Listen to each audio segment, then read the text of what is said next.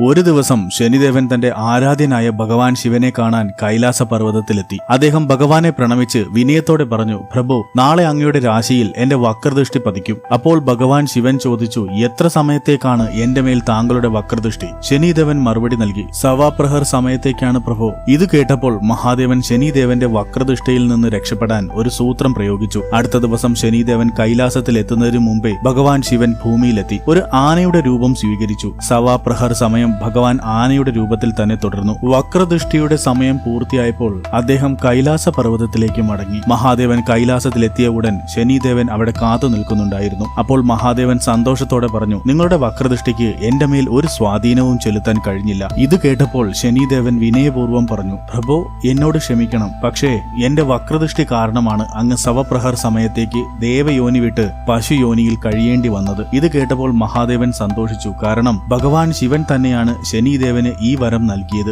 അദ്ദേഹം നീതിയുടെ ദേവനും കർമ്മഫല ദാതാവുമായിരിക്കുമെന്ന്. ശനിദേവന്റെ നീതിബോധം കണ്ട് ഭഗവാൻ ശിവൻ സന്തുഷ്ടനാവുകയും ശനിദേവനെ അനുഗ്രഹിക്കുകയും ചെയ്തു. മഹാദേവന്റെയും ശനിദേവന്റെയും ഈ ചെറിയ കഥ നിങ്ങൾക്കിഷ്ടമായാൽ ലൈക്ക് ആൻഡ് സബ്സ്ക്രൈബ് ചെയ്യുക. ഹർ ഹർ മഹാദേവ്.